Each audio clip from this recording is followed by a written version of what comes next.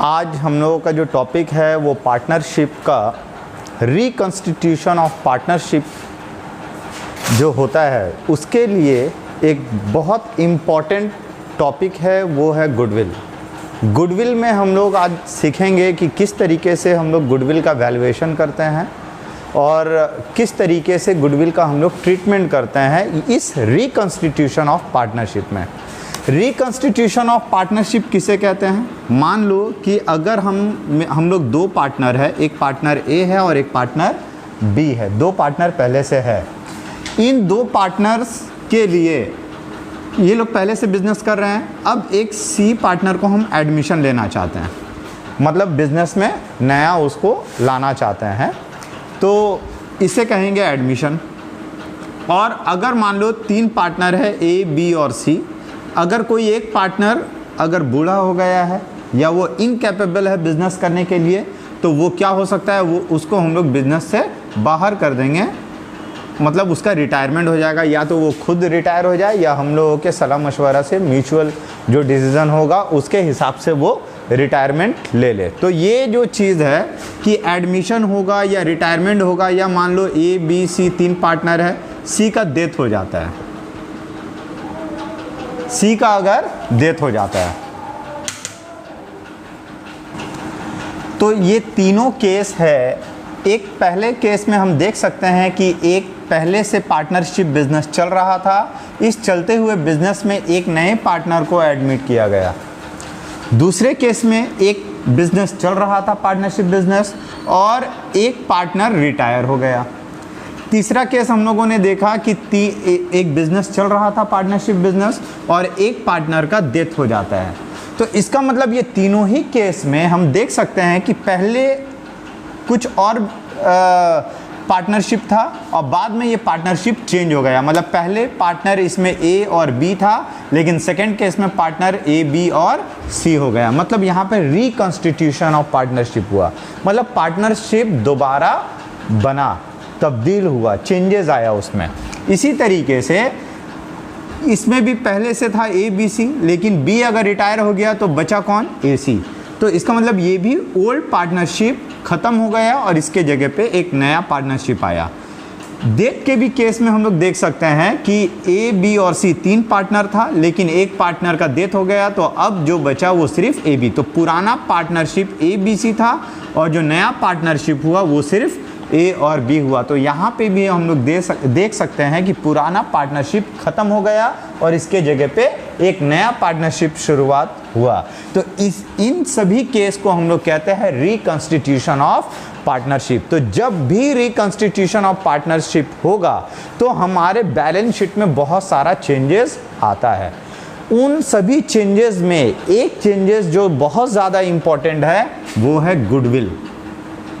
क्या है? गुडविल। इसी गुडविल के बारे में, आखिर गुडविल में किस तरीके का चेंजेस आता है, किसको कितना लाना है, कौन गुडविल का वैल्यू पे करेगा, कौन गुडविल, कैसे गुडविल रेज होगा, इन सब के बारे में हम लोग यहाँ पे पढ़ने वाले हैं, ट्रीटमेंट ऑफ गुडविल सीखने वाले हैं।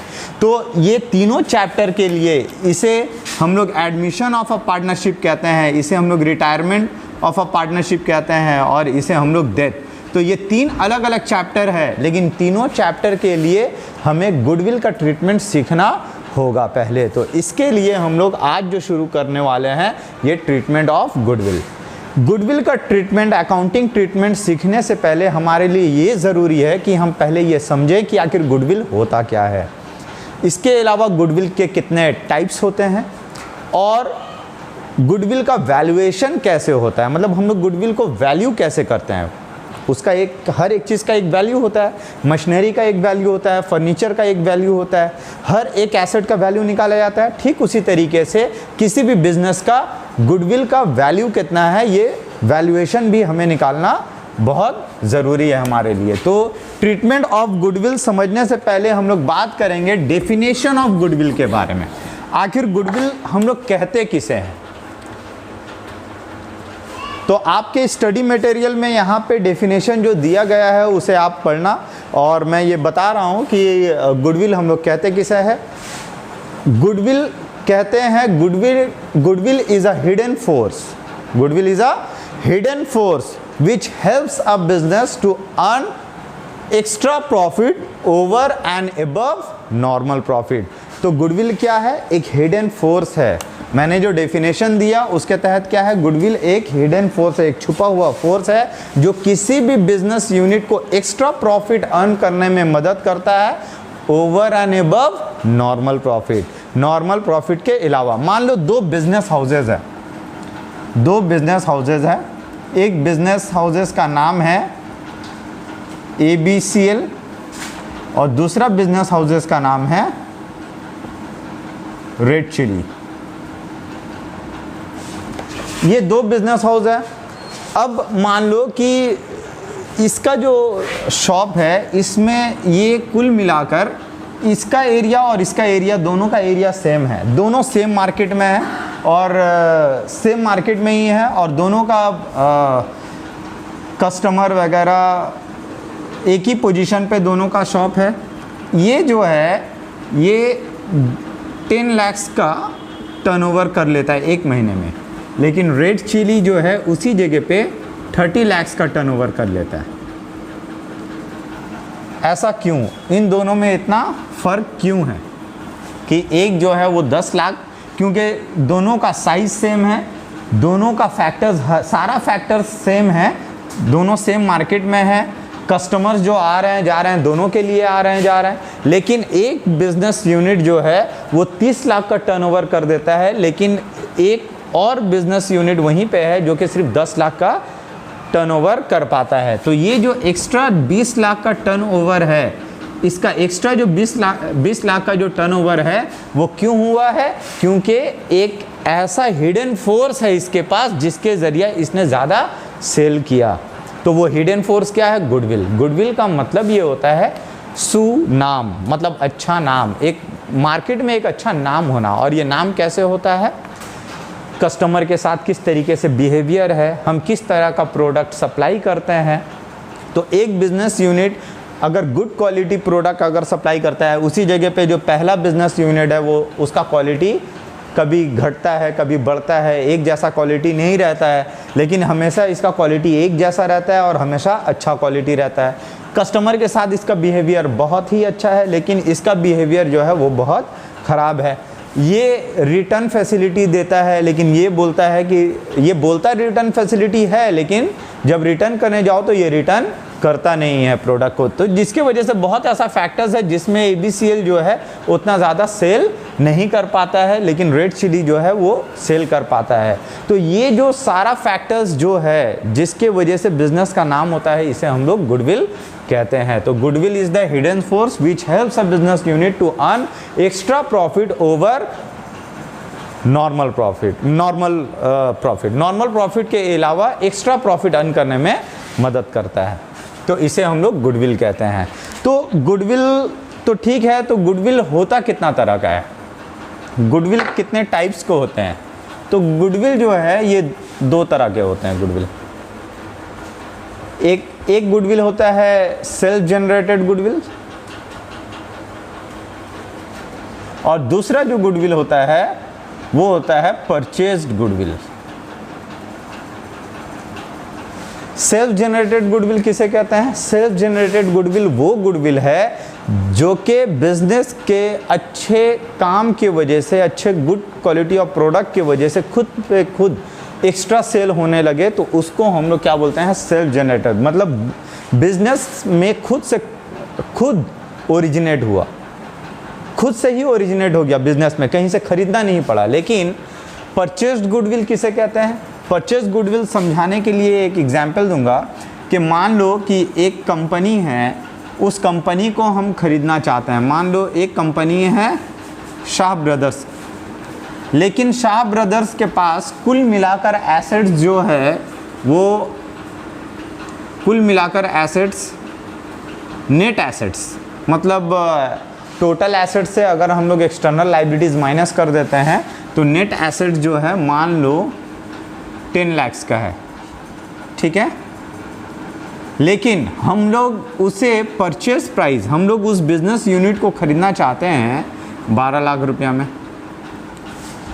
तो ये जो हम 2 लाख रुपया एक्स्ट्रा पे कर रहे हैं ये सिर्फ और सिर्फ इसलिए पे कर रहे हैं कि उस कंपनी का गुडविल अच्छा है। तो हमने जो 2 लाख रुपया एक्स्ट्रा पे किया वो हमने उस बिज़नेस का एसेट के लिए नहीं, उस बिज़नेस के गुडविल के लिए हम लोगों ने खर्च किया है। तो अब हम लोग जब बैलेंस शीट में शो करेंगे तो 2 लाख रुपए का गुडविल हम लोग शो कर सकते हैं। 10 लाख का तो नेट एसेट शो करेंगे और बाकी 2 लाख का हम लोग गुडविल शो करेंगे। तो इस तरह का गुडविल जब हम लोग किसी और रनिंग बिजनेस को खरीदते हैं और वहाँ से जब हम लोग एक्स्ट्रा पैसा देकर खरीदते हैं, जितना उसका मार्केट वैल्यू है उससे ज़्यादा अगर हम लोग देकर खरीदते हैं तो उसे हम लोग एक्स्ट्रा पैसा को हम लोग क्या बोलते हैं, परचेस्ड गुडविल। ठीक है, उसे गुडविल कहते हैं और इस तरह का गुडविल को हम लोग परचेस्ड गुडविल कहते हैं क्योंकि हम लोगों ने उसके लिए पेमेंट किया है। और सेल्फ जनरेटेड गुडविल तो वो गुडविल हो गया जिसके लिए हम लोगों ने पैसे खर्च नहीं किए हैं, लेकिन हम लोगों का अच्छा नाम के वजह से हम लोग एक्स्ट्रा सेल जो कर पा रहे हैं वो सिर्फ़ और सिर्फ हमारे अच्छे बिहेवियर के वजह से और हम लोग के प्रोडक्ट के क्वालिटी के वजह से, सप्लायर के साथ रिलेशन के वजह से जो पैदा होता है, जो नाम पैदा होता है, जिसकी वजह से एक्स्ट्रा सेल कर पाते हैं, उसे हम लोग सेल्फ जनरेटेड गुडविल कहते हैं। अब आते हैं कि हम लोग गुडविल का वैल्यूएशन कितने तरीके से कर सकते हैं। तो गुडविल का वैल्यूएशन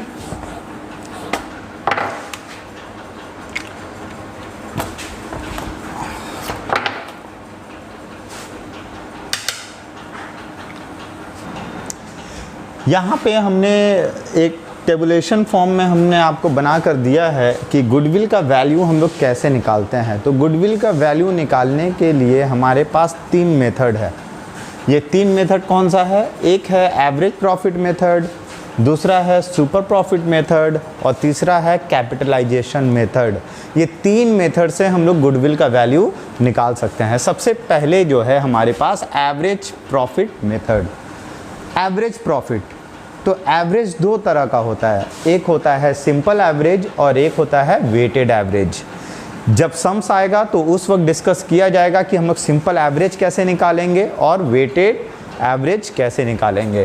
तो एवरेज चाहे कोई सा भी हो, गुडविल निकालने का तरीका यहाँ है इस मेथड में average profit into number of years of purchase. Number of years of purchase ये फॉर्मूला है, मतलब कितना साल खरीदे हुए हो गया बिजनेस का। तो average profit into number of years of purchase होना चाहिए। सुपर प्रॉफिट मेथड हम लोग किसे कहते हैं? सुपर प्रॉफिट मेथड एक ऐसा मेथड है जिसमें कि हमको सुपर प्रॉफिट पहले मालूम होना चाहिए। पहले फॉर्मूला बता दें कि गुडविल हम लोग कैसे निकाल सकते हैं। Super profit into number of years of purchase. तो सुपर प्रॉफिट क्या है ये यहाँ दिया गया है, where super profit equals to actual profit minus normal profit. मान लें कि किसी साल सुपर प्रॉफिट हम लोग किसे कहते हैं कि मान लो मैंने एक महीने में 15,000 रुपया कमाया, या एक साल में हमने 50 या 5 लाख रुपया कमाया, एक साल में 5 लाख कमाया। लेकिन वहीं पे कुछ ऐसा बिजनेस यूनिट है जो मेरे आजू बाजू में है, या वो भी सेम फैक्टर्स को एंजॉय कर रहे हैं जो मेरा बिजनेस एंजॉय कर रहा है। तो उस तरह का बिजनेस जो है उन लोगों ने सिर्फ 4 लाख रुपया कमाया, तो उनके मुकाबले में हमने कितना प्रॉफिट कमाया? 1 लाख रुपया ज़्यादा हमने कमाया। तो ये जो 1 लाख रुपया ज़्यादा हमने कमाया इसे हम लोग कहेंगे सुपर प्रॉफिट। और ये super profit into number of years of purchase से मल्टीप्लाई कर दिया जाएगा तो क्या आ जाएगा? हमारा गुडविल का वैल्यू आएगा कि हमारा गुडविल कितना वैल्यू हो चुका। कैपिटलाइजेशन मेथड में दो मेथड होता है, एक capitalisation of average profit method और दूसरा capitalisation of super profit method. Capitalisation of average profit method में गुडविल का जो वैल्यू निकालने का तरीका है वो normal capital employed minus actual capital employed. तो हम लोग किस तरीके से गुडविल निकाल सकते हैं कि गुडविल का वैल्यू है normal capital employed minus actual capital. पहले मैं एक्चुअल कैपिटल के बारे में बता दूं कि एक्चुअल कैपिटल वो कैपिटल है जो एक्चुअली मैंने बिजनेस में इन्वेस्ट कर रखा है। मान लो मेरे बिजनेस में सारा एसेट्स को जोड़कर 15 लाख हो रहा है और सारा एक्सटर्नल लायबिलिटीज़ को जोड़कर अगर 10 लाख हो रहा है, तो 15 लाख से 10 लाख अगर आप माइनस करते हो तो बचता है 5 लाख रुपया। तो ये 5 लाख मेरा एक्चुअल कैपिटल एम्प्लॉयड है जो मेरा बैलेंस शीट बताता है। लेकिन ये नॉर्मल कैपिटल एम्प्लॉयड क्या होता है? तो नॉर्मल कैपिटल एम्प्लॉयड आपको निकालना पड़ेगा। ये भी सम्स में अगर गिवन है तो ठीक है, अगर गिवन नहीं है तो हमें एक्चुअल कैपिटल एम्प्लॉयड अपने जो गिवन कंडीशन के हिसाब से है निकालना होगा।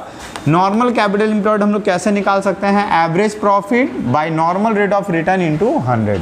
ये नॉर्मल रेट ऑफ रिटर्न आखिर क्या है? नॉर्मल रेट ऑफ रिटर्न एक ऐसा रिटर्न है कि आमतौर पे हम लोग किसी भी बिजनेस में अगर जाते हैं, उस बिजनेस में अगर हम इन्वेस्ट करते हैं अपना पैसा, तो हम लोग एक उम्मीद रखते हैं कि 10% वहाँ से मिलेगा या 12% मिलेगा। तो जितना हम लोग उम्मीद करते हैं वो मेरा नॉर्मल रेट ऑफ रिटर्न हो गया। मान लो कि मेरे पास अभी 1 लाख रुपया रखा है, तो अभी हम जाएंगे मिस्टर ए के पास उसके बिजनेस में इन्वेस्ट करने के लिए, या फिर उसको हम लोग बैंक में रखेंगे।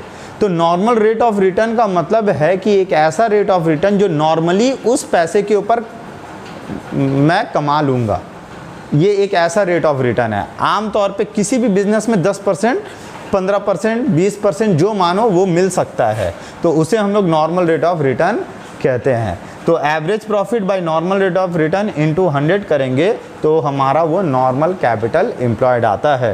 तो नॉर्मल कैपिटल एम्प्लॉयड से अगर हम लोग एक्चुअल कैपिटल एम्प्लॉयड को माइनस कर देते हैं तो हमारा गुडविल का वैल्यू आता है। तो ये गुडविल का वैल्यूएशन है। वीडियो पॉज करके इसे कॉपी कर लें। अच्छा, capitalisation of super profit method क्या है? गुडविल का मतलब हो गया super profit by normal rate of return into 100। Super profit पहले ही आपको बता दिया गया है, actual profit minus normal profit होता है। उसको डिवाइड कर देंगे नॉर्मल रेट ऑफ रिटर्न से और इनटू 100 करेंगे। इनटू 100 करने का मतलब ये हम लोग उसको कैपिटलाइज फॉर्म में लेकर जा रहे हैं। किसे? सुपर प्रॉफिट को। कॉपी करें। अब हमारा यहाँ पे है accounting treatment of goodwill. Goodwill का अकाउंटिंग ट्रीटमेंट करना बहुत ज़रूरी है। एक नया पार्टनर जो अभी अभी बिज़नेस में आया है, अब ये बिज़नेस बहुत दिन से चल रहा है, ये बिज़नेस हाउस बहुत दिन से चल रहा है। इसमें 2 पार्टनर थे, एक था ए और दूसरा था बी। अब इस बिज़नेस में ये लोग काफ़ी साल से बिज़नेस कर रहे हैं, ये 10 ईयर्स से बिज़नेस कर रहे हैं और 10 साल से बिज़नेस करने में ये लोग बहुत ही ज़्यादा मेहनत मुशक्क़त किए हैं, बहुत ज़्यादा खून बहाया है, तब जाके बिज़नेस इस पोजीशन पे है कि लोग इसे देखते हैं और देखकर सोचते हैं कि काश ये बिज़नेस में मालिक मैं भी होता, इस बिज़नेस में मालिक मैं भी होता। तो बहुत सारे लोग बाहर हैं, मिस्टर सी है, मिस्टर डी है, मिस्टर ई है, ये देखकर बहुत परेशान हैं कि मुझे इस बिज़नेस को ज्वाइन करना है। अब आखिरकार मिस्टर सी जो है वो कामयाब होता है इनसे बात करने में और वो बोलता है कि मैं आपका पार्टनर बनना चाहता हूँ। तो सी यहाँ पे बोलता है कि मैं आप कैपिटल के लिए 20 लाख रुपया लाना चाहता हूँ, मैं 20 लाख रुपया लेकर आऊँगा, आप बिज़नेस और एक्सपेंड कर सकते हो, है ना। इसके अलावा मेरा बहुत अच्छा नॉलेज भी है, मैं आप जहाँ बिज़नेस करते हैं इसके अलावा भी बहुत ऐसा जगह है, बहुत ऐसा एरिया है जहाँ पे मेरा होल्ड है, वहाँ पे मैं मार्केट एक्सपेंशन का काम कर सकता हूँ। तो ऑफ कोर्स ए और बी को सी का बात बहुत पसंद आया, तो सी को इन्होंने एडमिशन अपने बिज़नेस में एडमिट करने के लिए सोच लिया।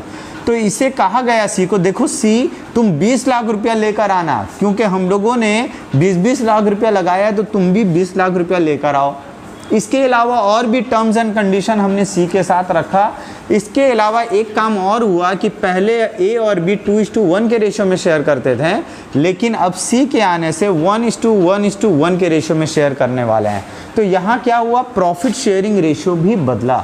पुराना रेशियो ये था और न्यू रेशियो बना 1:1, मतलब ओल्ड PSR था 2:1 और न्यू PSR जो बना वो 1:1 का बना। इसका मतलब अगर ए जो है, ए पहले कितना ले रहा था कमाई का, मतलब 2 और 1 3 हिस्से में से 2 हिस्सा ए ले रहा था, लेकिन और बी कितना ले रहा था, बी ले रहा था 3 में से 1 हिस्सा। लेकिन जब न्यू PSR बना तो 3 हिस्सा हुआ, 3 में से 1 हिस्सा मिलने लगा ए को, और बी को कितना मिला, 3 हिस्सा हुआ, 3 में से 1 हिस्सा जो पहले मिल रहा था वो अब भी मिल रहा है, और सी को 3 में से 1 हिस्सा मिल रहा है। तो ऐसा करने पे क्या हुआ कि थोड़ा सा PSR में चेंजेस आया। क्या PSR में चेंजेस आया कि ए पहले, बी का कोई चेंजेस नहीं आया, बी का पहले जितना था अभी भी उतना ही है, लेकिन ए का पहले कमाई जो था वो 3 हिस्से में से 2 हिस्सा रखता था, अब वो 3 में से 1 हिस्सा रखेगा, उसका कमाई का जरिया घट गया। तो ये सारा चेंजेस आता है, तो बहुत सारा चेंजेस और भी आता है। तो इन सब चीज़ों के लिए लेकिन हमने बिजनेस को सेटअप करने में 10 साल गवाया, बहुत मेहनत किया, तब जाके हमारा कुछ गुडविल बना। तो अब सी फ्री फोकट में आएगा और वो सिर्फ हमारा बिजनेस को एंजॉय करेगा और ज़्यादा प्रॉफिट एंजॉय करेगा, ऐसा नहीं हो सकता है। हम सी के सामने एक और कंडीशन रखेंगे, ए और बी सी के सामने एक और कंडीशन रखेंगे। सी को कहा जाएगा, देखो सी तुम आ रहे हो ना, तो तुमको हमारा गुडविल का भी 1/3 लेकर आना होगा। हमारा गुडविल का वैल्यू अभी मार्केट में जो है वो 15 लाख रुपया गुडविल का वैल्यू है।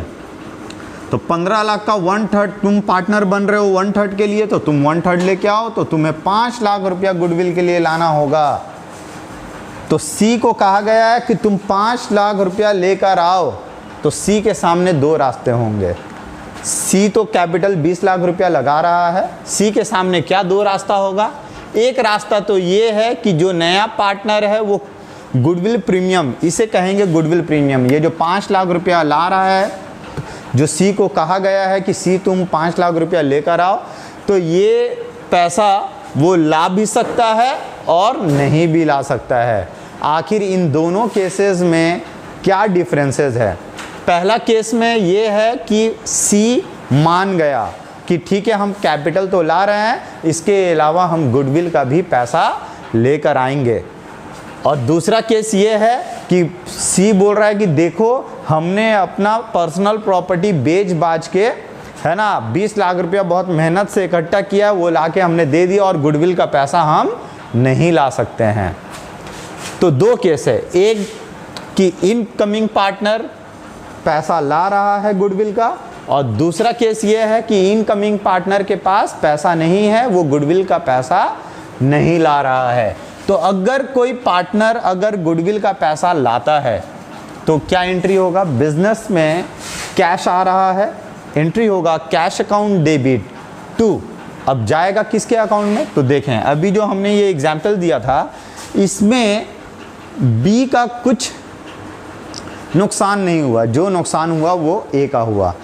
ए क्या था, जब एक प्रॉफिट का 3 हिस्सा होता था तो 3 हिस्सा में से 2 हिस्सा ए रखता था, लेकिन अब क्या हो गया, ये 3 हिस्से में से अब ए को कितना मिल रहा है, सिर्फ इतना मिल रहा है। तो ये जो पोर्शन है, इस पोर्शन का प्रॉफिट का लॉस हो गया।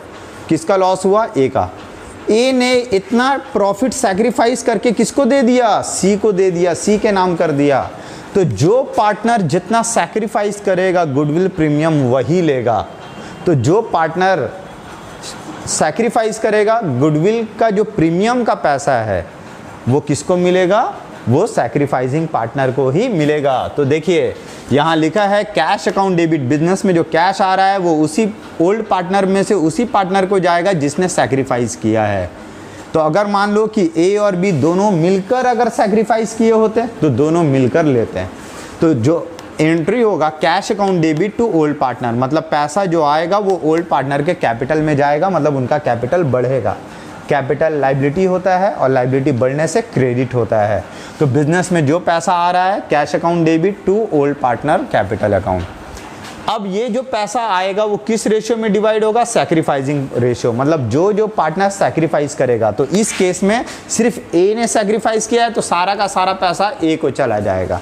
लेकिन अगर मान लो ऐसा होता कि ए भी सैक्रिफाइस करता और बी भी सैक्रिफाइस करता, तो इनका सैक्रिफाइस करने का जो रेशियो होगा उस रेशियो में बटेगा जो भी गुडविल प्रीमियम का पैसा आ रहा है। आखिर ये सैक्रिफाइसिंग रेशियो है क्या, हमने कैसे निकाला, देखो यहाँ पे ओल्ड PSR था 2/3 और न्यू कितना है, ए का न्यू है 1/3। तो हमने क्या किया, ओल्ड से न्यू को माइनस किया।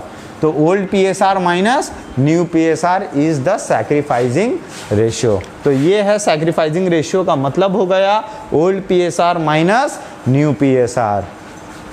अब आ जाते हैं वो केस जिसमें कि इनकमिंग पार्टनर पैसा नहीं ला पा रहा है। देखो पैसा जब आता है तो कैश डेबिट होगा और ओल्ड पार्टनर्स में बढ़ जाएगा सैक्रिफाइसिंग रेशियो में, जिसने जितना सैक्रिफाइस किया। लेकिन जब पैसा नहीं आएगा गुडविल के लिए, जब कैश नहीं आएगा, तो उस केस में क्या होगा, ये 3 चीज़ फॉलो हो सकता है।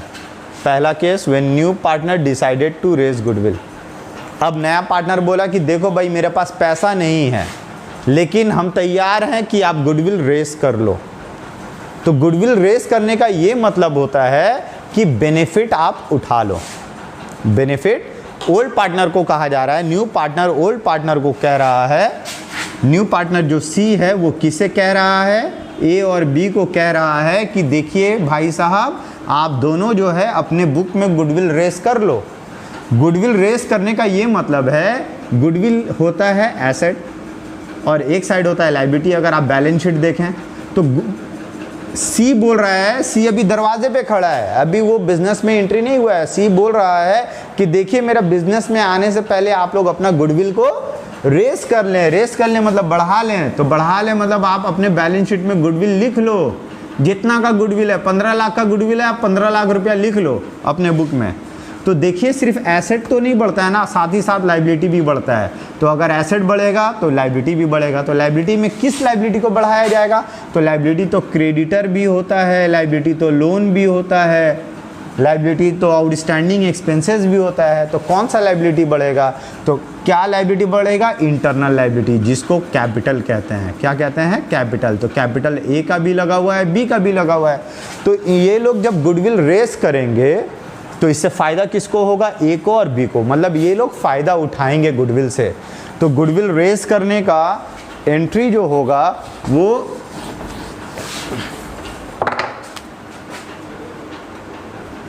जर्नल एंट्री जो होगा गुडविल रेस करने का, देखिए बैलेंस शीट में गुडविल आ रहा है तो गुडविल एसेट होता है तो डेबिट होगा। Goodwill account debit to old partners capital account.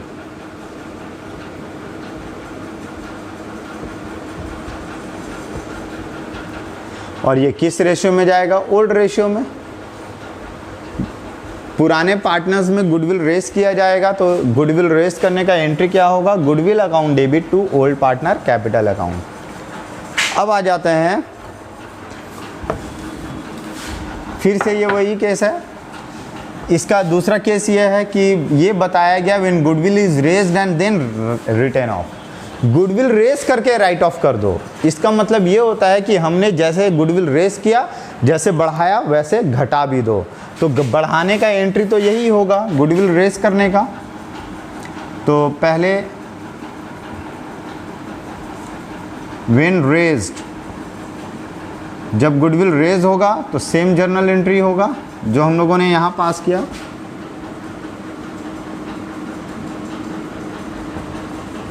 Goodwill account debit to old partner capital account. ये गुडविल रेज करने का एंट्री हुआ, ओल्ड रेशियो में ही रेज्ड होगा। और उसके बाद राइट ऑफ जब करेंगे हम लोग when written of,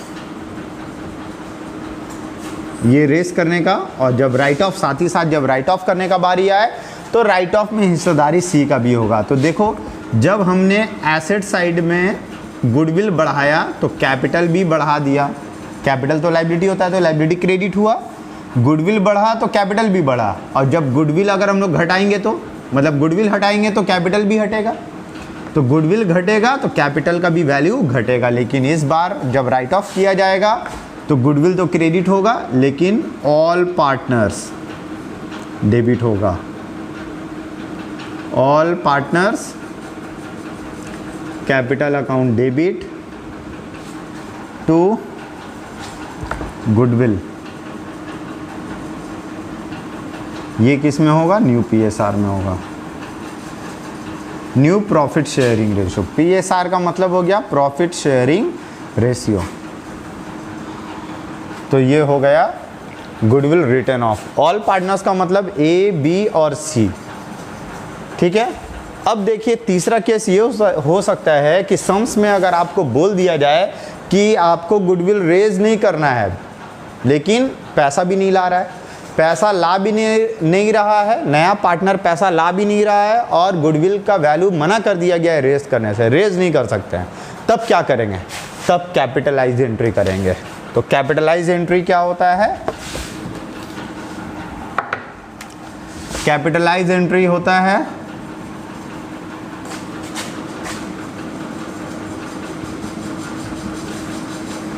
gaining partner capital account debit to sacrificing partner capital account, मतलब gaining partner capital account debit to sacrificing partner capital account, मतलब जो लोग गेन कर रहे हैं उनका कैपिटल डेबिट होगा और जो सैक्रिफाइस कर रहे हैं उनका कैपिटल क्रेडिट होगा। ये कैपिटलाइज एंट्री, मतलब ना गुडविल रेज किया गया है ना गुडविल राइट ऑफ किया गया है। एक्चुअली ये जो एंट्री है ये दोनों एंट्री का नेट इफेक्ट है। अगर हम लोग अमाउंट अगर रहेगा, अगर हम लोग डेबिट और क्रेडिट काटेंगे और जो पार्टनर्स है ओल्ड पार्टनर क्रेडिट और न्यू पार्टनर डेबिट, उनको जब डेबिट क्रेडिट जब हम लोग सेट ऑफ करेंगे तो अल्टीमेटली ये एंट्री बचेगा। तो this entry is nothing but net entry of A and B. तो ये क्या है? ये कैपिटल एडजस्टमेंट है बिना गुडविल को रेज किए। कभी कभी सम्स में बोल देता है कि गुडविल आपको रेज नहीं करना है, तो उस केस में हम लोग क्या एंट्री करेंगे? Gaining partner capital account debit to sacrificing partner. और किस रेशियो में होगा? ये सैक्रिफाइसिंग रेशियो में होगा।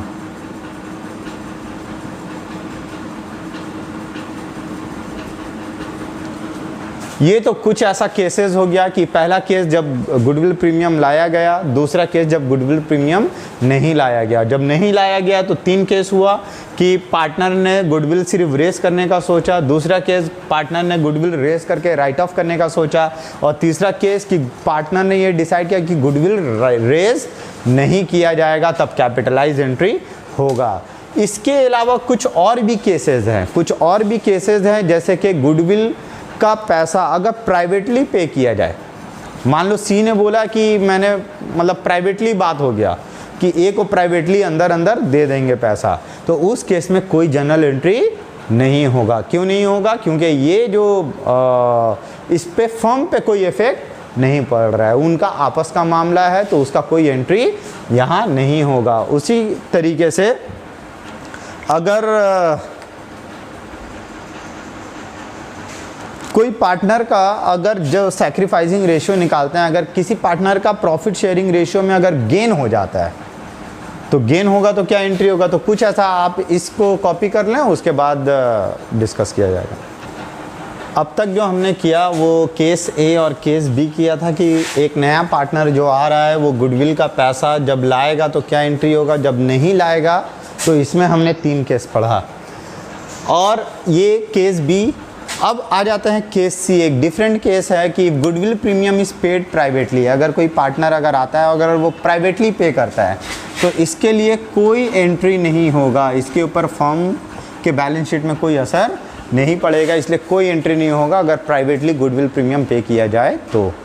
केस नंबर डी है कि if old premium gain in PSR. जब हम लोग पीएसआर निकालते हैं, अगर ओल्ड पार्टनर, जो पुराने पार्टनर में से कोई भी पार्टनर अगर पीएसआर में गेन करता है, गेन मतलब अगर उसका पीएसआर में फ़ायदा हो जाता है। एग्जाम्पल के तौर पे अगर कोई पार्टनर पुराना रेशियो था उसका 1/3, मतलब वो 3 में से 1 हिस्सा कमाता था, लेकिन जब न्यू पीएसआर जब बना तो उसमें क्या हो गया, 3 में से 2 हिस्सा कमा रहा है वो, तो न्यू पीएसआर के अकॉर्डिंगली अब उसको शेयर ज़्यादा मिल रहा है, उसको प्रॉफिट का हक ज़्यादा मिल रहा है, तो इस केस में उसका गेन हो जाता है, फ़ायदा हो जाता है।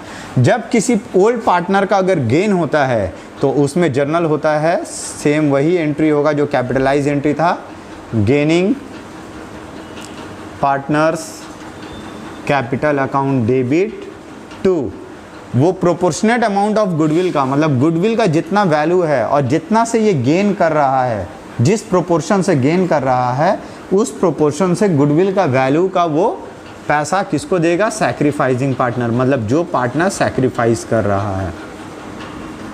क्योंकि जो पार्टनर सैक्रिफाइस कर रहा है वो जब तक सैक्रिफाइस करेगा नहीं तब तक वो पार्टनर जो गेन किया है उसको मिलेगा कैसे। तो सैक्रिफाइसिंग पार्टनर जब सैक्रिफाइस करता है तब गेनिंग पार्टनर को वो फ़ायदा मिलता है, इसीलिए जब फ़ायदा इसको मिला तो ये इसका कैपिटल घटेगा और जो सैक्रिफाइसिंग पार्टनर है उसका कैपिटल बढ़ेगा।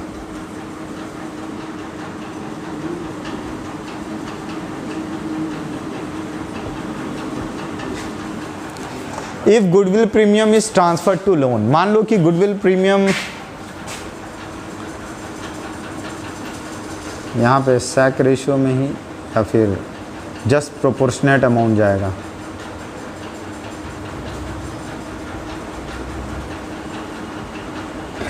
If goodwill premium is transfer to loan, मान लो कि अगर नए पार्टनर ने अगर गुडविल का प्रीमियम लाया लेकिन ओल्ड पार्टनर ने कहा कि हम लोग इसे अपना कैपिटल नहीं बढ़ाएंगे, हम लोग बिजनेस में रख देंगे, ऐसा समझा जाएगा कि हमने लोन दिया है।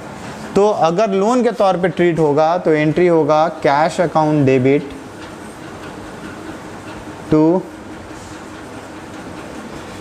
Old partners loan account. तो ये किस रेशियो में होगा?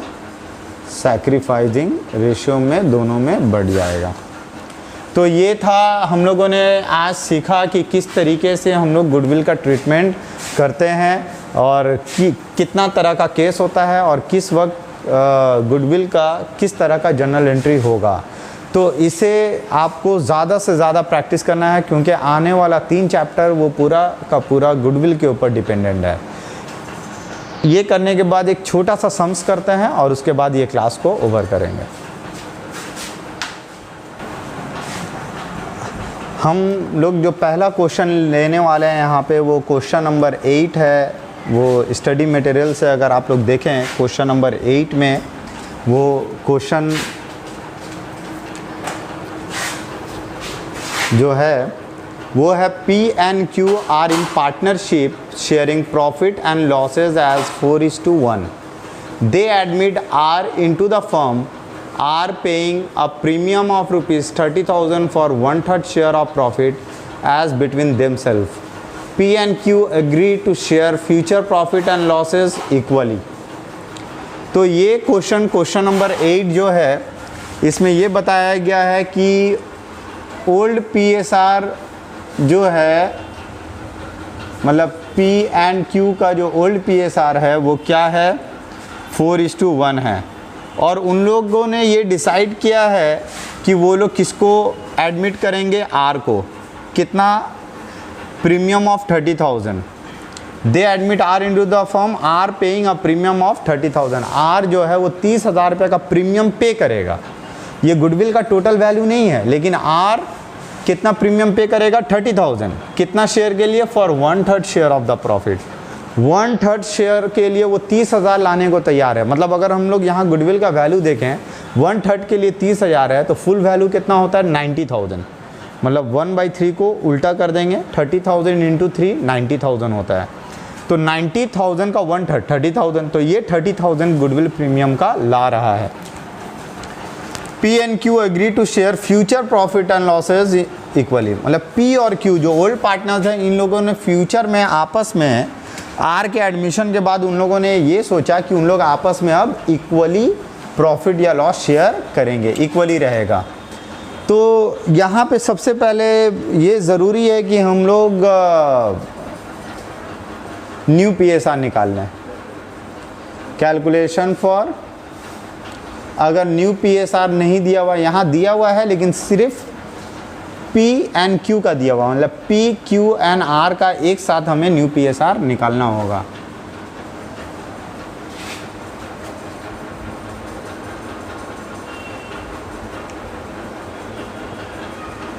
Old PSR of P&Q 4:1। Share of R कितने शेयर के लिए आ रहा है? 1/3। तो देयरफॉर रिमेनिंग शेयर कितना बचा? बच गया कितना? रिमेनिंग शेयर जो बचा है R अगर 3 में से एक हिस्सा ले रहा है तो कितना बचेगा? 1 - 1/3। 1 का मतलब होता है टोटल और 1/3 अगर R ले रहा है तो 3 × 1 = 3 - 1 2/3। अगर हम लोग डायरेक्ट भी करना चाहें तो कर सकते हैं। 3 में से एक हिस्सा अगर R लेगा तो 3 में से कितना हिस्सा बचा? 2 हिस्सा। 3 में से 2 हिस्सा बचा, वो किसके लिए बच गया, रिमेनिंग बच गया, और ये किस में डिवाइड होगा, विल बी डिवाइडेड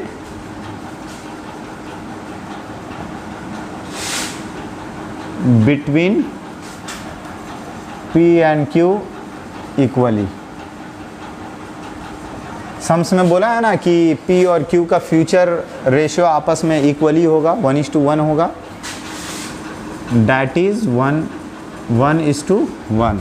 तो देयरफॉर शेयर ऑफ P, तो P का कितना शेयर होगा, 1:1 है, मतलब हाफ, मतलब 2 में से 1 हिस्सा P लेगा, किसका, ऑफ 2/3 इस शेयर का, तो 2/6।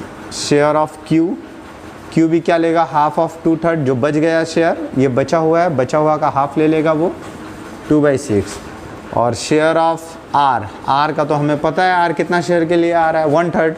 तो सब का बेस बराबर करने के लिए यहाँ पे 6 है, यहाँ भी 6 है, यहाँ भी मुझे 6 लाना है, तो इसके लिए क्या करेंगे, नीचे भी 2 करेंगे और ऊपर भी 2 करेंगे, तो क्या होगा 2/6। ठीक है। अब देयरफॉर न्यू PSR आ गया, new PSR of P, Q and R equals to 2:2:2। तो हम लोग देख सकते हैं, तो 1:1:1।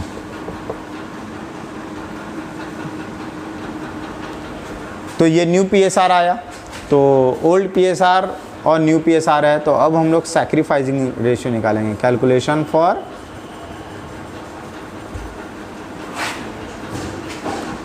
सैक्रिफाइसिंग रेशियो फॉर्मूला होता है old PSR minus new PSR।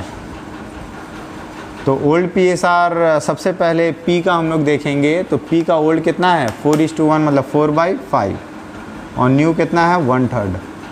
LCM लेंगे 15,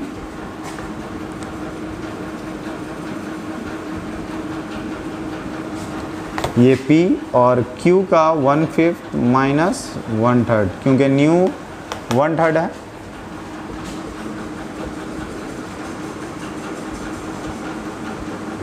-2/15। ये माइनस आने का मतलब ये है कि Q जो है वो गेन कर रहा है रेशियो में। जब कोई पार्टनर गेन कर रहा हो तो इसका कैपिटल घटेगा और सैक्रिफाइसिंग पार्टनर का कैपिटल बढ़ेगा। मतलब एंट्री हमने अभी लिखा है ना कि gaining partner capital account debit to sacrificing. कोई भी पार्टनर अगर गेन करेगा तो उसके लिए कैपिटलाइज एंट्री होगा। तो ये हमने क्या कैलकुलेशन फॉर, ये हमने सैक्रिफाइसिंग रेशियो निकाला।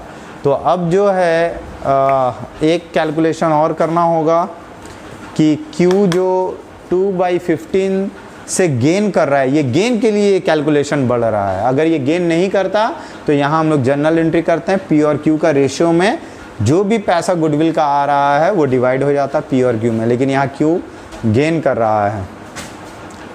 तो calculation for goodwill for Q's gain, Q के गेन के लिए,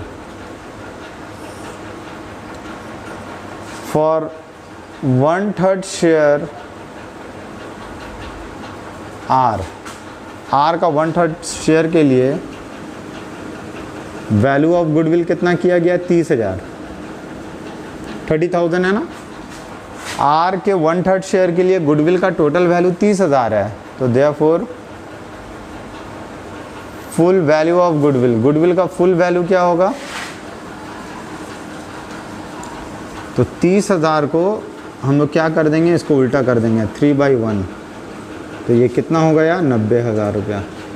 तो ये गुडविल का टोटल वैल्यू हो गया। तो therefore goodwill for R's gain, sorry Q's gain, Q ने गेन किया है ना, Q ने गेन किया है 2/5 से, मतलब माइनस में आने का मतलब गेन है। तो फॉर Q's गेन, Q के गेन के लिए गुडविल कितना हो गया, 2/15 ऑफ 90,000। तो ये 12,000 रुपया आएगा। तो 12,000 रुपया Q ने जो गेन किया बस उसके लिए, ये सिर्फ ये माइनस में आया तभी हमने C कैलकुलेशन किया, वरना ये कैलकुलेशन की ज़रूरत नहीं थी। तो अब हम लोग यहाँ जर्नल कर लेते हैं।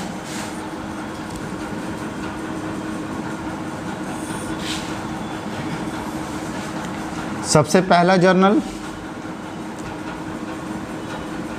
Cash account debit to sacrificing partner. Old partner में जो सैक्रिफाइसिंग हो, तो सैक्रिफाइस किसने किया है? पी क्यू दोनों ने सैक्रिफाइस किया है या पी ने किया है? ऑफ कोर्स पी ने किया है। तो टू पीस कैपिटल अकाउंट, तो इसका मतलब गुडविल का जो भी पैसा आया वो सैक्रिफाइसिंग पार्टनर में गया। अगर ये दोनों मिलकर सैक्रिफाइस किए होते हैं तो दोनों के रेशियो में चला जाता, लेकिन सैक्रिफाइस किया सिर्फ और सिर्फ पी ने है, तो गुडविल का जो पैसा आ रहा है वो सिर्फ और सिर्फ पी में ही जाएगा। 30,000 पूरा का पूरा 30,000 रुपया पी ले गया, क्योंकि पी ने ही सैक्रिफाइस किया है। तो यहाँ पे नरेशन लिखना है, being goodwill premium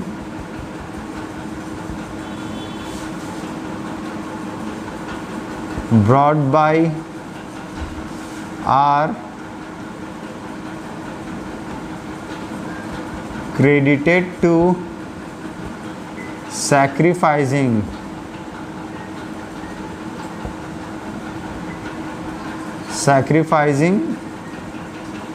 partners capital. यहाँ तक सम्स हो जाता समाप्त, लेकिन यहाँ क्या टर्निंग पॉइंट है कि क्यू ने गेन किया। तो क्यू जब गेन करेगा तो जो भी पार्टनर गेन करता है, हम लोग क्या करते हैं? Gaining partner capital account debit to sacrificing partner capital account entry करते हैं। तो गेन किसने किया है? क्यू ने। तो एंट्री होगा gaining partner capital account debit. तो गेनिंग है कौन? Q, cues capital. और सैक्रिफाइस किसने किया है? पी ने। तो टू पीज कैपिटल अकाउंट, यहाँ भी कैपिटल लिखना है। तो Q's capital account debit to P's capital, मतलब gaining partner capital account debit to sacrificing partner capital account. कितना रुपया का एंट्री होगा? 12,000। क्यू ने 12,000 से गेन किया है।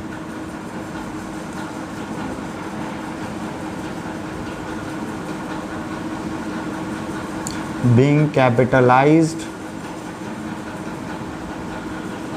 Entry is made for Q's gain, Q के गेन के लिए। आज के लिए इतना ही। आप लोग अब नेक्स्ट क्लास में हम लोग बाकी का सम्स डिस्कस करेंगे, और आप लोग इस सम्स को घर पे ज़्यादा से ज़्यादा प्रैक्टिस करना, और जो भी थ्योरीज़ आज डिस्कस किया गया है नेक्स्ट क्लास में पूरा का पूरा थ्योरीज़ आपको अच्छे से पढ़ कर आना है। Thank you.